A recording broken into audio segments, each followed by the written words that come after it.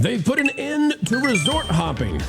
Those bad words over at Disney. No, we won't say that. Now, we got to be nice about this. And so there's a business reason they're doing it. But my gosh, they're going to all new lengths, to the extremes, I would say. Fox 35 Orlando is reporting this. Disney World is not only restricting the buses, but it's also boat access. And I'll tell you why this really is a pain in the bus. The butt. That was intentional. Anyway, bad joke, dad joke. A big change is coming, it says, to the transportation policy at Disney Springs. Walt Disney World will soon restrict who can access the buses and boats from the popular shopping and entertainment complex. Starting June 28th, just a few days, only guests staying at a Disney Resort hotel or guests with a dining or experience reservation will be able to take the free resort buses and water taxis from Disney Springs. Not only that, but the reservation situation is crazy as well, because your reservation has to be within the next 2 hours for you to get to ride the bus or the boat. And I'm here to tell you, that means a lot of folks will be stuck out in the sun waiting for that 2 hour mark to hit, because you're always trying to be early to these things. And so if you're trying to get over there, because it's not like, just boom, you're there. It takes time once you get on the bus or the boat. There are people who are going to be just stranded waiting like, oh my gosh, when can I get on the freaking boat? It says, under the new policy, guests will need to provide proof such as a room key or confirmation of a dining reservation. The policy restricts access to the Disney Springs bus loops as well as Sasagula River Cruise, which is the boat system that takes guests to Disney's Port Orleans, Disney's Old Key West, and Disney's Saratoga Springs resorts.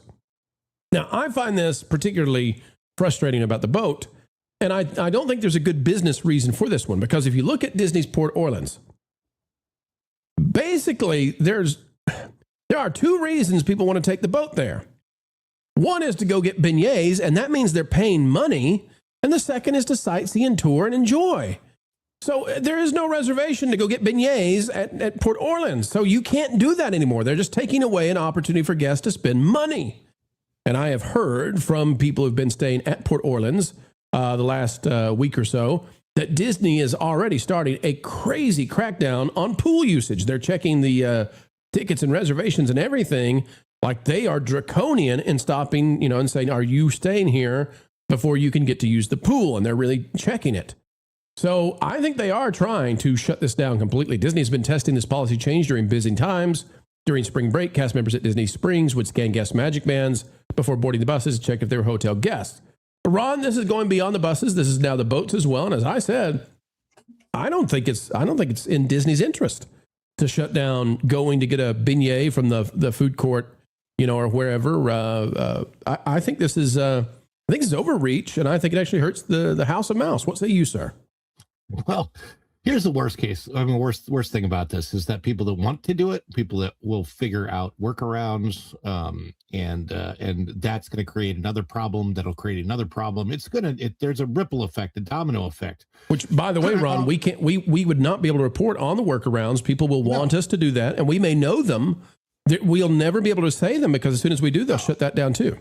But it's creating an issue for a property that a lot of people don't understand before they come to Walt Disney World is a 40 square mile property. So when you have a bus system there, like I'm pretty sure that the Disney bus system has more buses than the public bus system in the city of St. Louis. I read that statistic somewhere. So, and they have an incredibly large bus system there. They're not stopping people from riding the buses. Like, say, if you want to ride from your resort to Disney Springs, or if you happen to be at a resort and you want to go to Disney Springs, they're not going to stop you from doing that. I mean that, like, it's a one-way thing. The boat on the Sasagula River, it's a weird one. I've seen the lines get kind of long for that. It's hard. What if you're a local and you want to go enjoy Yeehaw Bob for the night, and I suppose, I don't know if there are even ways that they're going to let you park at, the French Quarter, or what is it? Port Orleans, Riverside. Like, what would they even let you park there? Because some people will say, hey, I'm just going to use the bar, and they'll let you park. And I guess I bet not now. Yeah, I'm assuming that this is going to get very, very restricted. What's weird about it is I remember not that long ago doing a live stream from Disney Springs, where during the course of the live stream, I took the boat over to the French Quarter, and you talk about the pool thing. I'm not staying there, and I certainly didn't want to use the pool, but the pool itself was open, so I was able to show, I think, some like towel decoration that was on a bench.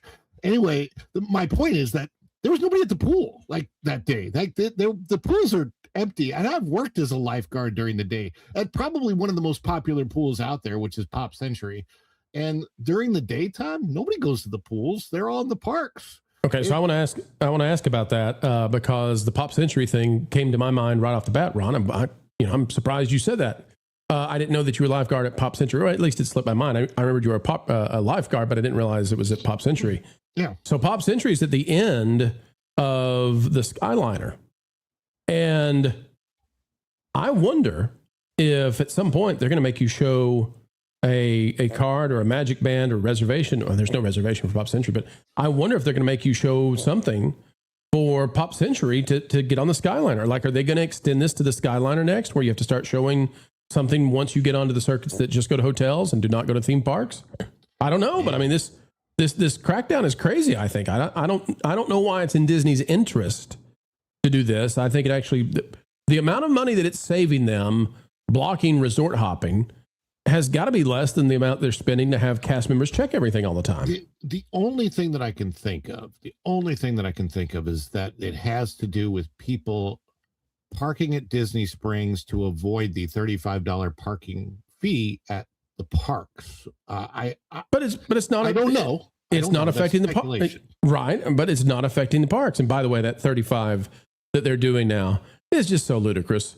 Their hotels are overpriced unless you do the discount, and so people are renting entire houses for like $100 a night, and then they drive to the parking lots, and Disney's like, "Hey, you thought you're saving money? Here's a $35 hit on you every single day. Take that, you bum." And it's no fun to pay that, right? So Disney, if that's the reason they're doing that, boy, that's desperate. MJ, your thoughts on this crackdown? And by the way, the response has been very strong across the Disney community. This is one of those things that have gotten people that don't typically get angry, the pixie dusters, the cupcakers. I guess it's hitting them in the wallet. But they're frustrated now. They're joining our side and fighting the mouse sometimes. So what are your thoughts, MJ, about it? No, I see the frustration because it's a culture. It's become almost like second nature when you are a theme park enthusiast, such as folks like us and others out there, and the vloggers, etc., and the reporters that are doing news articles. This is going to affect the whole. It's a domino effect for everybody, from your everyday guest to the people that actually do this for a living, because they're trying to show you, the latest merchandise, the latest meals and snacks and things. We all know there's that new cup over at Animal Kingdom. Everyone's rushing to go get it. But the problem is, I think that the resort guests, like the DVC resorts especially, have spoken, and they actually started listening, because at one point they felt like it was just too overcrowded with people that were not staying on property, and it was making the experience less enjoyable because it's too packed. But like you said, Pro, I agree with you guys on the fact that it could affect their sales on merchandise and food, the restaurants, etc. I mean, some people like myself enjoy going there for just the weekend to just do some shopping and do the dining experiences and then go back home. So it's a big deal for a lot of locals. It's like I said, it's like a culture. Who doesn't love to resort hop? I suggest doing it the smart way. Make reservations. It's not a big deal. We were there this weekend. We had a great time. We made reservations. We went and did all the things except the parks, and we had a great time. It was packed. The resorts are full. If you go on the Walt Disney World website and you try to book a hotel for this past weekend, it was almost nearly impossible. So I just wanted to let you guys know that it's doable. It's just, you just have to do some homework ahead of time. MJ, you just did Chef Mickey's. Do you think there's going to be a day in the future where just to get off the monorail at one of the resorts, you're going to have to show your reservation or proof of staying at the hotel? No, they didn't ask for that this time, but that could change in the future. We had a great time. We enjoyed the monorail. We did the bus.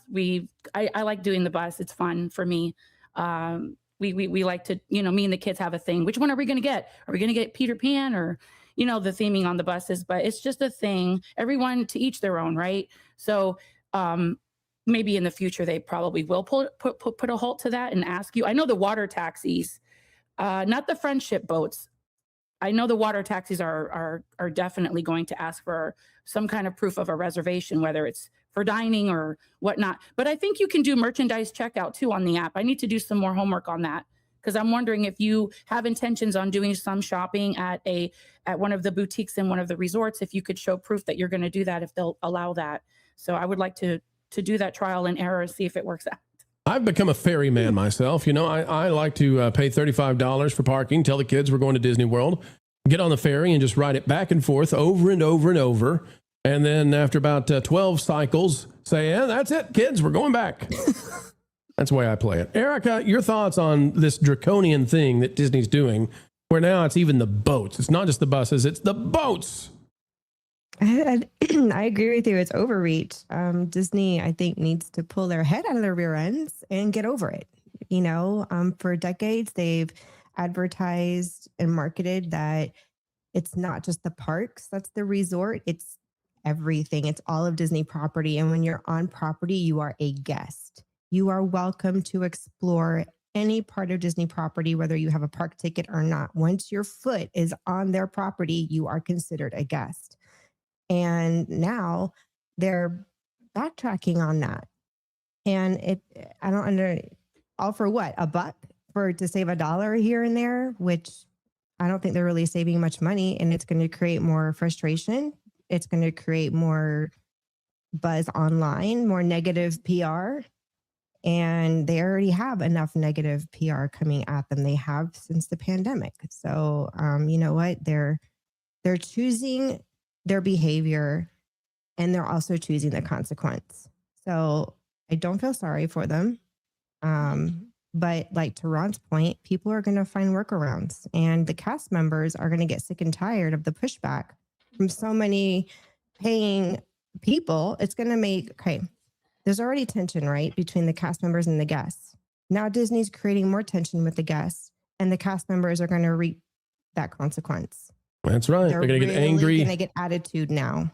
Yep, they're going to get tooed from the guys and gals who want to get a gluten-free beignet over at Riverside or wherever it is. Yeah, they're going to get cast members. We feel for you. Here's my question to you, Pro. Do you think that this is one step in the direction of monetizing this, of them eventually charging money for a transportation pass of some sort? So that in order to get on transportation, if you're not staying in a Disney resort, you will have to show, like you'll actually have to buy out like a bus pass type of thing. And I mean, is that a possibility? Do we see anything like that coming? I mean, they maybe for locals. Maybe for locals, that might be a possibility. As for the Floridians, they offer like a Florida transport pass at Disney, where you can use the boats and the monorails and that stuff to get around. But for out-of-staters, I sort of doubt it. Because I think they would rather just lump sum you with a giant amount for parking or for access to Disney Springs. It wouldn't surprise me if you got to pay to go to Disney Springs at some point. That would not surprise me at all. You didn't. Well, of all the cheap, lousy ways to save a buck. Thanks for watching That Park Plays News. For more information, consider checking out www.thatparkplace.com. And don't forget to subscribe, share, like, and send this out on your favorite social media accounts.